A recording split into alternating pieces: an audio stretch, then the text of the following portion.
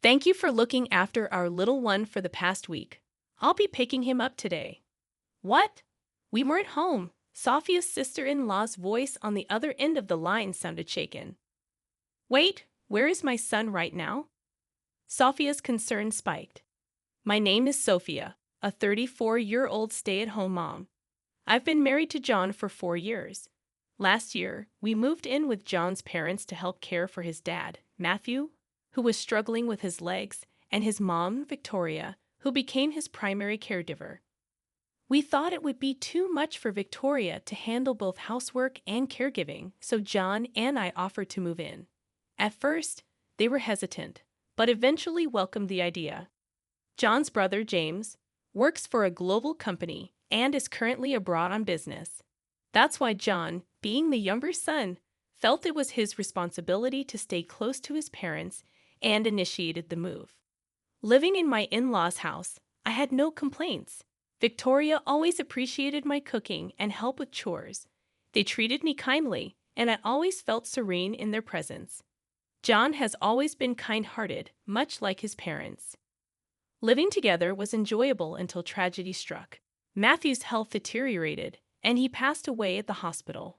His death deeply affected Victoria and John. We held a funeral where many people attended, including James, who came back from abroad. John, Sophia, thank you for taking on so much responsibility as the eldest son. James expressed his gratitude during the difficult time. I should have been the one to stay with Dad. Don't worry about it, bro. Your job overseas is important. That's right. I found happiness living with Matthew and Victoria. Thanks, both of you. I have to head back to my assignment, so please continue to look after Mom. James expressed gratitude before leaving, clearly feeling bad about not being more involved. He seemed sorry for not participating in household affairs after Matthew's passing. Despite James's departure, we continued living with Victoria, not just because he asked us to, but out of genuine concern for her well-being now that she was alone. Victoria appeared deeply saddened since the funeral, and both John and I were cautious in our interactions with her, not wanting to overwhelm her. We carried on as usual, being attentive to her needs. Gradually, Victoria started feeling better. Thanks, both of you. I'm okay now. Sorry for worrying you, she said, smiling warmly. Both John and I were relieved to see Victoria back to her old self. From then on, the three of us lived peacefully as a family. However, a new source of tension emerged in the form of Olivia, my brother-in-law's wife. Hello, looking forward to another great day, she would say, dropping off her son Alexander frequently. Alexander was a well-behaved 5-year-old, and Olivia believed leaving him with us would be a good distraction for Victoria, who had recently lost Matthew. While Victoria enjoyed spending time with her grandchild, Olivia's constant dropping off of Alexander became exhausting. Olivia claimed she couldn't take care of him during her part-time weekend work, insisting that Victoria, now free from caregiving responsibilities, should accommodate him. Although Olivia's assertion wasn't entirely wrong, it didn't make it acceptable for her to impose her child on us without considering our plans. I wonder why she doesn't work during the weekdays when Alexander is at preschool. That way, she could pick him up after work. It's puzzling. Do you think my brother knows about this? I mean, if he's in a global company, does she even need to work this much? John and I had that conversation when Alexander got dropped off during the weekends. John couldn't relax after work, and I had a part-time job on weekdays, so we preferred peaceful weekends with John and Victoria. Our plans would get thrown off when Olivia suddenly showed up to drop off her child. Finally, John and I asked Olivia to minimize the frequency of her visits. We have our plans too, you know. It's troublesome when you keep leaving Alexander here, John remarked. Olivia retorted defensively. Oh, what plans could possibly be more important than my job? John shot back. Why not you consider working when Alexander is at preschool? Then there's no need to leave him here. This infuriated Olivia. How terrible. You people don't care about family at all. It's sad to have relatives like you, Olivia said emotionally, screaming loudly. John and I were taken aback, but Victoria stepped in to mediate. Let it be, John. I enjoy spending time with my grandson, so it's no problem for me.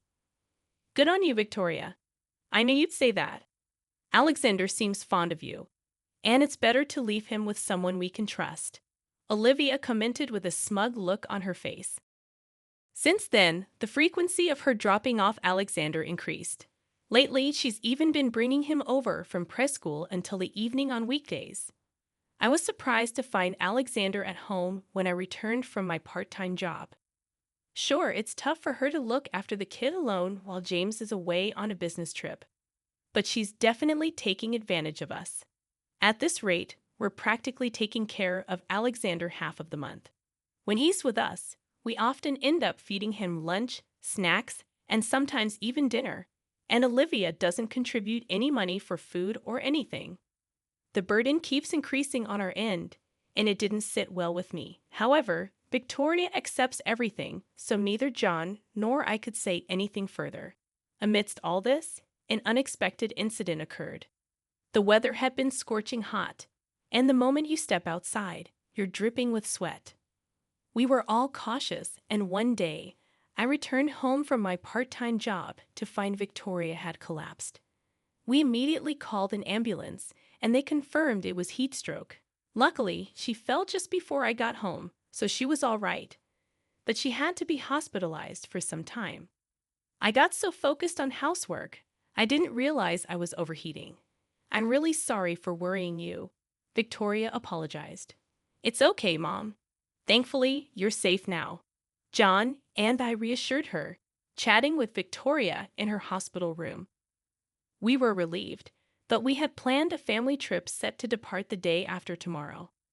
If Mom's in the hospital, the trip's going to be a problem. Yeah, we'll need to cancel, we discussed. As we were discussing this, Victoria suggested, why don't you two go ahead without me? But Mom, we're worried about you. We expressed our concerns. Right, we can't just leave you behind and go, we insisted. You two always help me out, so now's the time to have some alone time as a couple. I'll be fine. I'm in a hospital, after all, Victoria encouraged us. Feeling reassured, we decided to proceed with the trip. It was a waste to pay the cancellation fee for 3 people, and maybe I could change it without having to pay anything if I'm the only one who doesn't want to go. After being encouraged so much, we decided to go on the trip as well.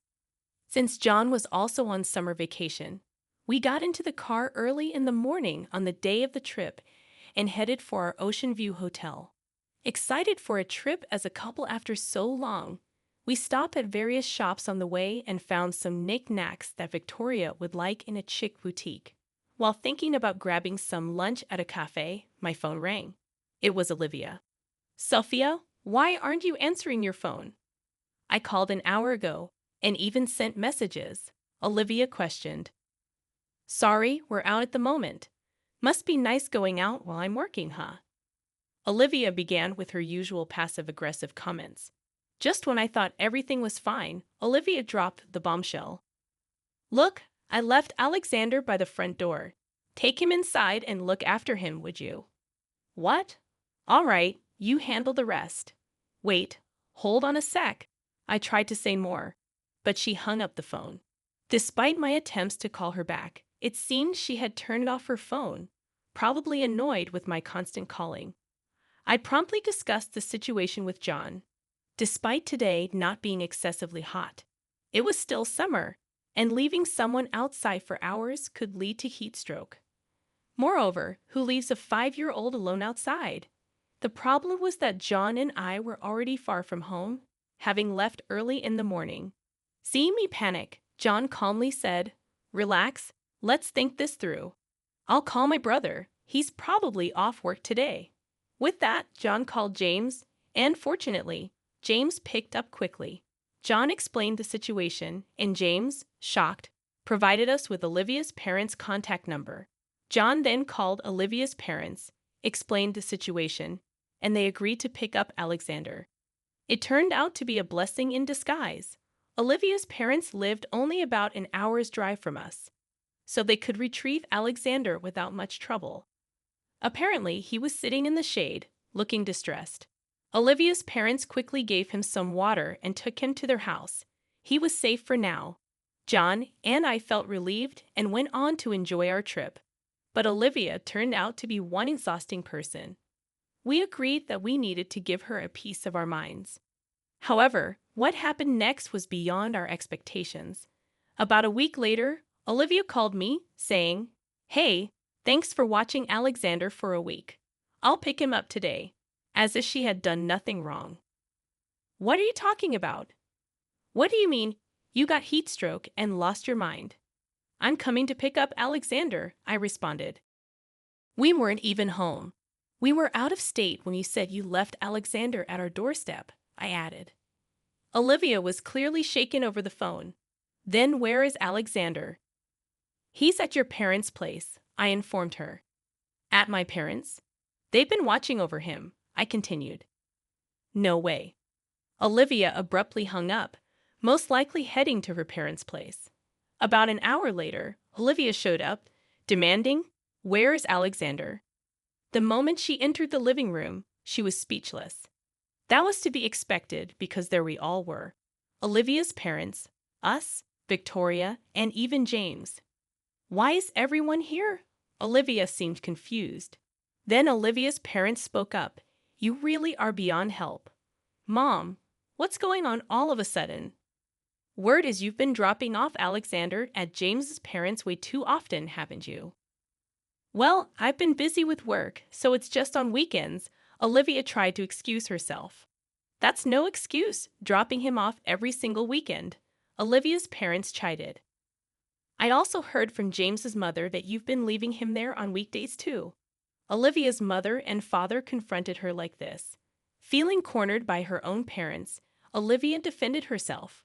"I'm working, you know. It's okay for me to get a little support. Victoria and John are free anyway," Olivia reasoned.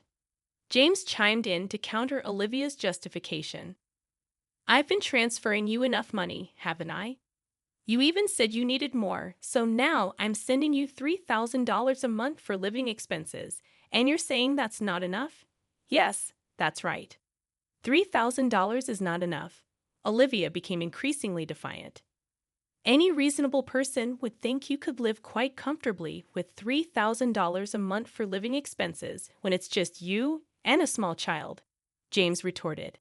That's when Victoria sided with Olivia. "Why don't you just stop lying?" Victoria challenged. "What? I'm not lying. You're not really working, are you?" Olivia's eyes widened at Victoria's words. "I am working." Olivia started to panic under Victoria's scrutiny. Victoria then pulled out an envelope and spread its contents on the table. "I hate to say this in front of your parents, but I've had my suspicions about you, so I had an investigation done. It turns out you've been having an affair. You met him often on the weekends, and you left Alexander with us even on weekdays when you could manage the time." Victoria began laying out photos as proof of the affair. "Stop. Don't display those pictures like that." Frantic, Olivia tried to hide the pictures. "What you've done is a betrayal to all of us, James, who's been working hard on business trips, Sophia and John, who've been caring for Alexander, and most of all, you've betrayed Alexander," Victoria continued, revealing the evidence. It seemed Olivia finally realized the gravity of her actions. Olivia broke down and apologized deeply in front of us. "I'm really sorry. Can you find it in your hearts to forgive me?" Olivia kept apologizing, but some things can't be fixed that easily. James walked up to Olivia and handed her a piece of paper. "These are divorce papers. Let's end our relationship." "I don't want a divorce." "Shouldn't have had an affair then," James replied sternly. "I'm ashamed to say you're my daughter. Stop causing trouble and just agree to the divorce." "No way," Olivia protested, but no one in the room was on her side. Eventually, Olivia signed the divorce papers, sealing the end of her marriage with James. James was granted custody of their child. He spoke to his company about the situation and decided to return to the U.S. sooner than planned. Although this cost him a potential promotion, James said life with Alexander is more important, and they're now living together in an apartment near our family home. As for Olivia, She's been sued for alimony by James and her affair partner. She was also disowned by her parents and is working desperately to pay off her monthly installments. Olivia wanted to see Alexander, but he refused. Apparently, Olivia was too absorbed in her phone to take care of him and often neglected his basic needs. Who would want to be involved with someone like that? Turns out Olivia's affair partner was also married, and now his wife is suing her as well. Even worse, he decided not to divorce, leaving Olivia with massive debt and losing everything: her child, James, and her parents. From now on, she'll live a lonely life with most of her earnings going toward alimony payment. But she brought it all on herself. It's the punishment she deserves for her betrayal. Meanwhile, John and I are living happily with Victoria, and since Alexander and James live nearby, we regularly go out for meals or have barbecues in our in-laws' backyard, enjoying quality family time. I plan to continue cherishing this family I love so much and live out my days in happiness.